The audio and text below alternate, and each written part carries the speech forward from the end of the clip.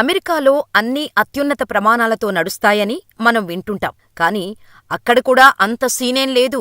Silly తప్పులు చేస్తారని తేలిపోయింది. కాని ఆ సిల్లీ తప్పు ఖరీదు దాదాపుగా 67 ప్రాణాలు. గాలిలోనే హెలికాప్టర్, విమానం ఢీకొట్టాయి. అంతే, హెలికాప్టర్ పేలిపోగా విమానం వేగంగా పక్కనే ఉన్న పోటోమక్ నదిలో కూలిపోయింది. విమానం పైలట్టుకు కనిపించకపోవచ్చు, కాని హెలికాప్టర్ పైలట్టుకేమైంది? పైగా సైన్యానికి చెందింది. కళ్ళు దుబ్బాయా?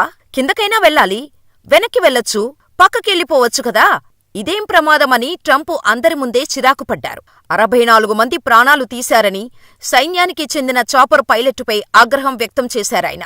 ఎందుకంటే రొనాల్డ్ రీగన్ ఎయిర్పోర్టు పరిధిలోకి హెలికాప్టర్ రావాలన్నా అనుమతి ఉండాలి. పైగా దానికి సమయం కేటాయిస్తారు. నిర్దిష్టమైన ఎత్తులో రావాలి. కాని ఏదో రోడ్డుమీద 2 బైకులు ఢీకొట్టినట్టు ఏకంగా విమానం ల్యాండ్ అవుతుంటే మరీ ఎదురొచ్చి ఢీకొట్టింది హెలికాప్టర్. దీంతో ఒక్కసారిగా క్షణంలోనే 64 మంది ప్రాణాలు పోయాయనే వార్తలు వచ్చాయి. అయితే ఒకరిద్దరు ప్రమాదం నుంచి బయటపడ్డా కూడా గడ్డకట్టే చలి వారిని తట్టుకోలేకుండా చేసింది. ఈ ప్రమాదంలో విచిత్రమేంటంటే హెలికాప్టర్ నడుపుతున్న పైలట్ విమానాన్ని గుర్తించాడు. పైగా ల్యాండింగుకు వస్తున్న విమానం గురించి ఎయిర్ ట్రాఫిక్ కంట్రోల్ రూముతో మాట్లాడాడు. నాకు ప్యాసింజర్ విమానం కనిపిస్తోంది, నాకు విజువల్ ప్రత్యేకంగా చూపించండని. అయితే ఇక్కడే తప్పు జరిగినట్టు తెలుస్తోంది. ప్యాసింజర్ వెనక్కిపోతుందనే మాట ఫ్లైట్ కంట్రోలర్ చెప్పినట్టుగా ఉంది. కాని వెనక్కి ఎలా వెళ్తుంది? ఆల్రెడీ ల్యాండింగుకు అనుమతి వచ్చింది, వేగంగా కిందకు వస్తోంది. ఈ చర్చ జరిగిన 12వ సెకనుకు కంట్రోల్ దగ్గరే గాలిలోనే హెలికాప్టర్ వేగంగా వచ్చి విమానాన్ని ఢీకొట్టడంతో పేలిపోయింది. అంతే, ఒక్కసారిగా అందరూ షాకయ్యారు. కాన్సాస్లోని విచిట నుంచి విమానం వాషింగ్టన్ వస్తోంది. అందులో 60 మంది ప్రయాణికులు, 4 సిబ్బంది ఉన్నారు. మిలిటరీ హెలికాప్టర్లో 3 సైనికులు ఉన్నారని వాషింగ్టన్ డీసీ ఆఫీసర్స్ తెలిపారు. అయితే అసలు పౌర విమానాలు దిగే చోటకు హెలికాప్టర్ ఎందుకు వచ్చిందనేది ఎవరికీ తెలియదు.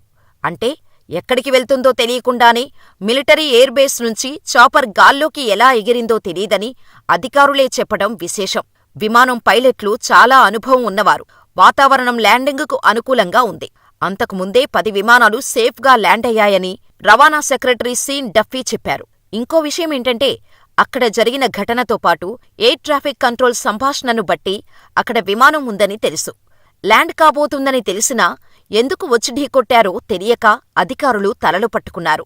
రాత్రి 8:48 ఈ ప్రమాదం జరిగింది.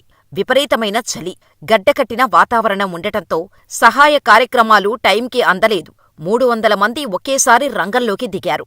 ఇక అంత మంచునీళ్లలో ప్రాణాలతో బయటపడ్డారు.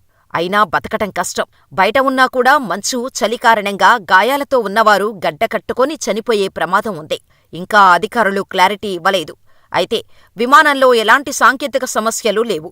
విచిట నుంచి బయలుదేరినప్పటి నుంచి కూడా ఎలాంటి సమస్య రాలేదని ఎయిర్పోర్టు డైరెక్టర్ జెస్సీ రోమో మీడియాకు చెప్పారు. అంతా బాగానే ఉంది కాని సిల్లీగా హెలికాప్టర్, విమానం ఢీకొట్టడం వల్ల అమాయక ప్రయాణికులు చనిపోయారు. ఈ ఘటన తర్వాత విచిట మేయర్ లిలీ వు కన్నీళ్లు పెట్టుకున్నారు.